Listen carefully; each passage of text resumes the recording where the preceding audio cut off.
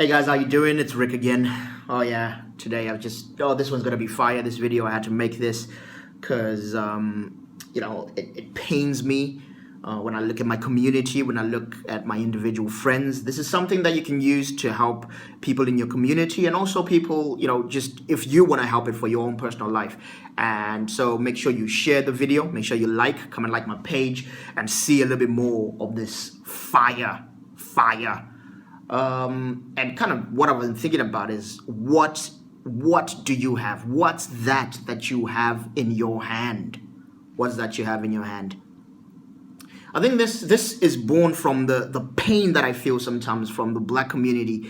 Why is it that when you look wherever we are at the bottom of the food chain, in whatever community we are, whether we're in in London, whether we're in the ghettos of America, whether we're in Australia, whether we're in Africa, even our own home nation, why are we at the bottom of the food chain as a people? I know there's successful Black people out there, but that really pains me. But it got me to thinking about just, when you have a heart for your community, just whatever community you have, whether it's your religious community, whether it's your gender, you're a woman and you got for women's rights, whether you've got, you're a child and you're thinking about millennials, maybe you're thinking about the next generation after millennials, whatever.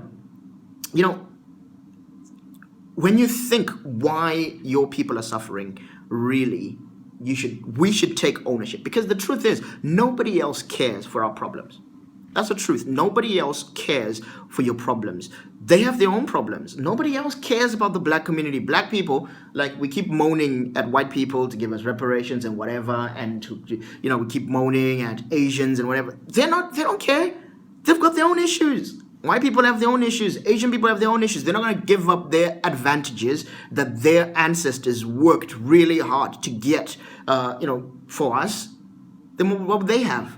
They're not. It's on us. We have to do something. We have to do something for, in this. And this is why I ask, what do you have in your hand? No one's going to solve your problems. The man is not going to solve your problem. I know we talk about the man in the Black community, the man who is out to get us, the man who is out to destroy us, the man who is out to gentrify all our neighborhoods, the man who is out to destroy the Black family, whatever. Okay, let me humor you, because obviously you can see I say the man with a great deal of skepticism, but let me humor you. If the man is the one who is in charge of our problems, or is the one responsible for our problems, the government, whatever, they're responsible for our problems, whether we're here in the UK or in America or wherever. If racism is in charge of all our problems, then why would they care to solve our issues? Surely if they hate us, they're not going to solve it. So we have to look within our community, within ourselves, within me as Rick, within me in this head, that's where the solutions to our problems are. And don't worry, I'm gonna tell you what this is, because I like to keep it practical. But the man is not gonna solve our issues. The government is not gonna solve our issues. This coming election, electing somebody is not gonna solve your issues. The real solutions come from us. Ooh, I'm already getting fired up, and I ain't even started yet. The issue also, and this one I'm going to give to my Christian friends, I've got a news flash for you. God is not going to do something about your problems. I know, that's a hard one to take, right? But hear me out. God's not going to do the things about your problem. Not in the way you think, at least. Not in the way that you've been fasting for and praying for and going to all-night prayers and whatever. God's not going to do it. Because guess what? He already gave you the solution. And this is specifically for my Christian listeners. Like, God is not, you may be why is it that some of the most advanced communities and some of the most praying communities are not Christian then? If the answer is in being a Christian, if your thing is in being a Christian, then why are Christians some of the poorest people in the world? Surely all the millionaires would be prayer masters, wouldn't they? Surely all the billionaires would be the choir leaders and the intercessors. But no, That is not where the solution lies. And I'm trying here to show you that you have the solution. All right, now picture this. A certain man is being briefed by his boss, and then he starts to realize that, oh, he's being sent to go and save his community. This guy starts to give excuse after excuse. He's got excuse after excuse lined up. He's like, oh, I can't talk well, whatever. He's saying it. You know, he was scared. There were issues there. He was scared. I can live it. I can dig it. I know how it feels. In the end, in desperation, finally, he just mentioned, you know what? I don't have anything to help these people in any way. And his boss just gives the best answer and says, what's that you have? What's that you have in your hand? What do you have in your hand? You've got to realize, and you've got to find the hidden treasure inside you. And I even say hidden, but sometimes it's not even that hidden. But there is so much treasure in you, and that's what I'm just going to spend the rest of this video talking about. Because guys, there are solutions in us as individuals to help ourselves, our lives, and our communities at large. And we're just not looking. We are so outward focused. We're so looking with a hand outstretched. We're like, oh, help us, help us, help us. But we really don't see that we have the solutions within us. I'm going to give you just, 3 examples. Okay. First off, you have so many talents. It's ridiculous. And this is such low-hanging fruit for me. I'm not even going to talk about the talents part and what you have, gifts and talents, because, to be honest, guys, go to some of my other videos. You will see so much about gifts and talents. I'm getting a bit bored about talking about that. I'm up for giving you practical solutions, but I'm also up for entrepreneurial empowership. I think empowerment. I'm about empowerment. I'm about really giving you, inspiring your mind to think broader. So if I just keep giving you the same thing, I don't think I'm giving you any value. So I'm going to give you 3 areas in which, I want to give you some examples and explain why this is a tool that's been given in your hand right now. You've got it. You've got it already. Whether you're at the bottom of, you're in the depths of personal failure and you're wondering what you should do next, you've got something in your hand. You just need to look down. So first off, I want to talk about the fact that you have a personality. Your personality is something that has been given to you, that you have, that is worth using. Are you an introvert or are you an extrovert? In there are things you can start using today, tools you can start using today. If you're an introvert, you can go into your personal space and research. Like me, I'm an introvert and I love to go in my personal space and research and think and do art and create content and write books and whatever. I make my money. I make most of my money even in my own personal space, my own personal world. Where do you? Are you an extrovert? Do you know how many successful brands and businesses and whatever are looking for extroverted, charismatic personalities to make the face of their brand? So if you actually went and became good at it, really good at it, you can be part of that small percentage that are actually paid to do this. Do you know that? You can be the face of a brand using your extrovertism, whatever it is. Because you just gotta think a bit differently about your personality. Are you sanguine or melancholic? Are you easygoing or are you are you really quick to the mark? Are you really quick off the mark? Are you a self-starter? What are you? What is your personality? What are the good things about your personality that can be used as a tool to get you out of trouble, to get you out of the financial situation you're in, to get you to become a greater person, to manufacture greatness? What is it? Are you anal? You could be just come on, get your minds out of the gutter. I mean, do you have an anal retentive kind of personality? Where you have such an attention to detail, it's ridiculous. Some people go to you and say, "Oh, you're so boring."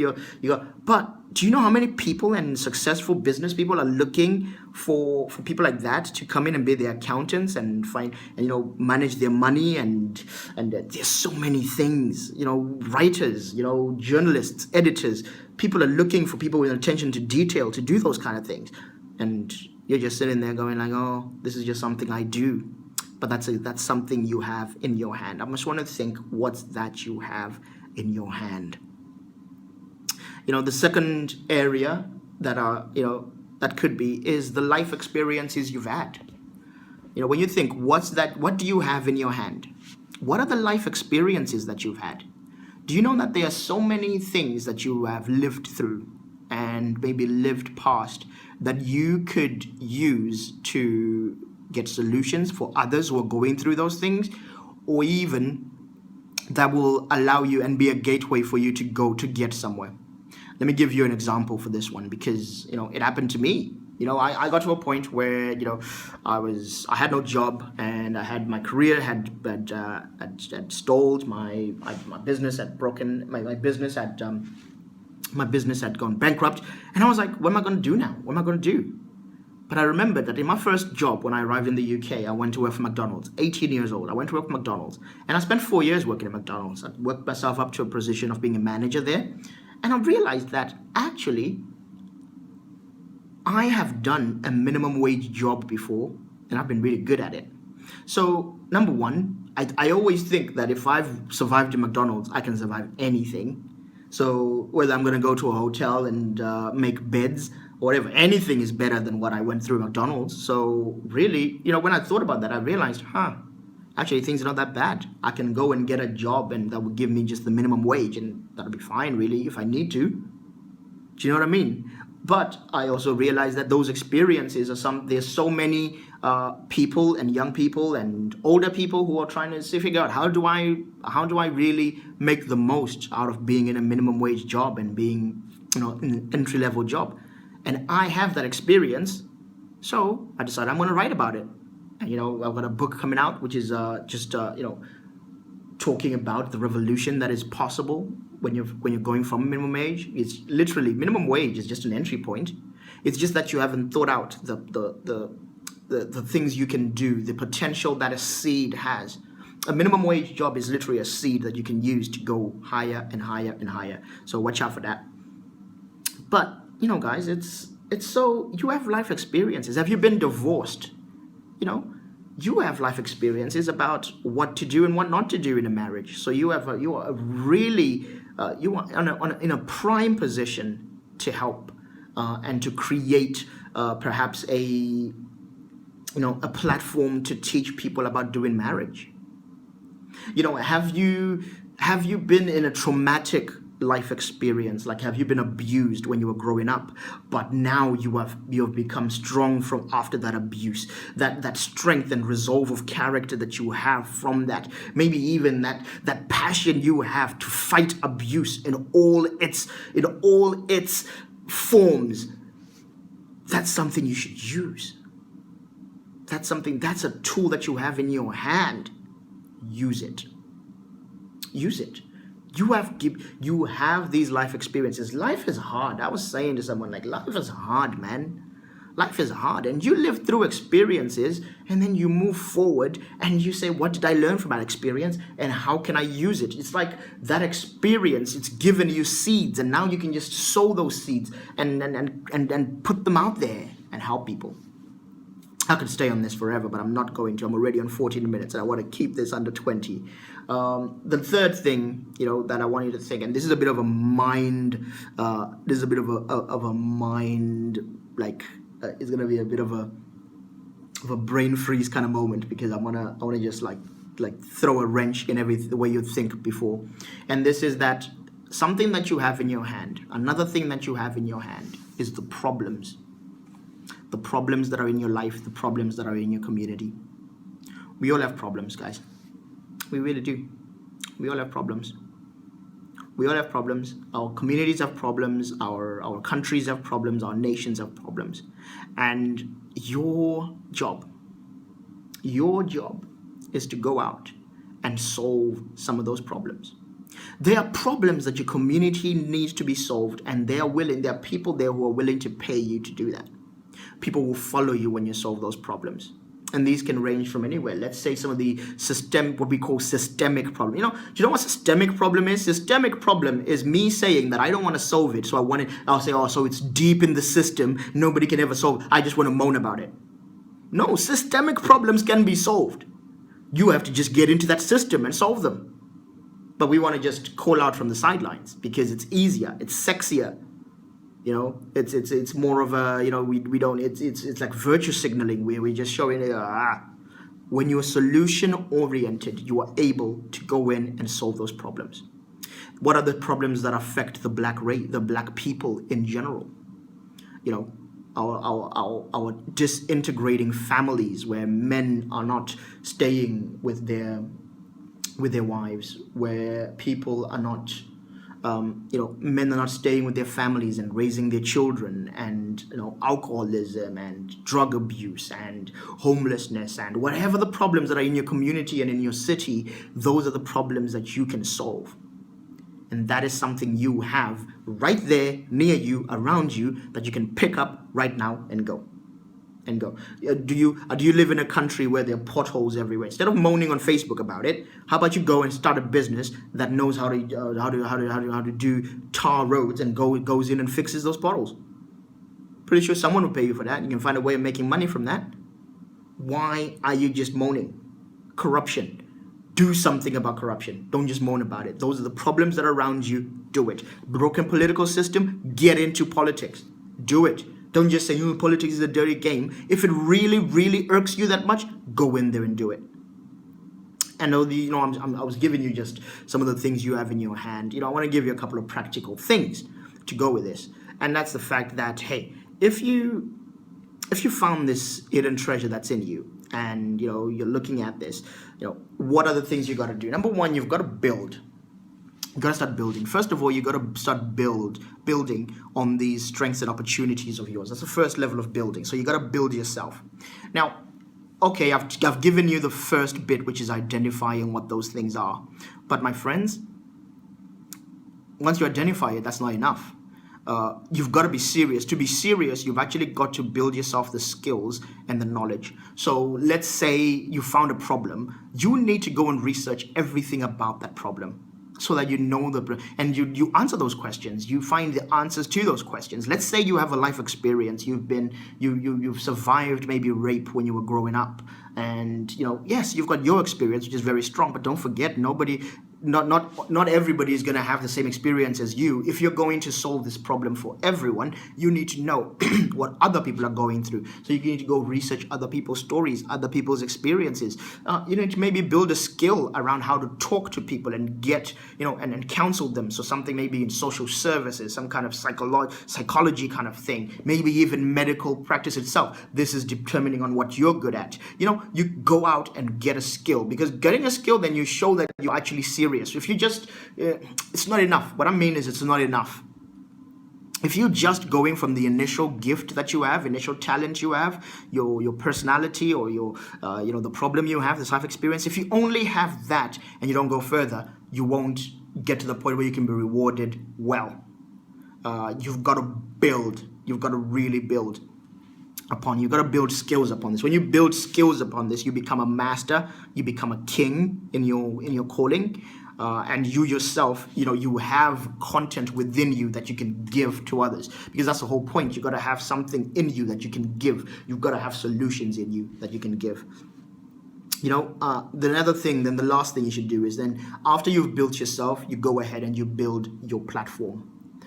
Whatever problem you're going to solve, and whatever issue you're going to do, whatever thing you have in your hand that you're going to go and help your community with, in order to help your community effectively and at a larger scale, You need to scale what you do. So that's why you go and build a business. That's why you start a religious organization, a charity. That's why you go and start a political party. It's not enough to just be an activist. You've got to go, if you want to effect real change, you've got to build your platform. And that's where you've got to go and connect with other people, have relationships, and do it.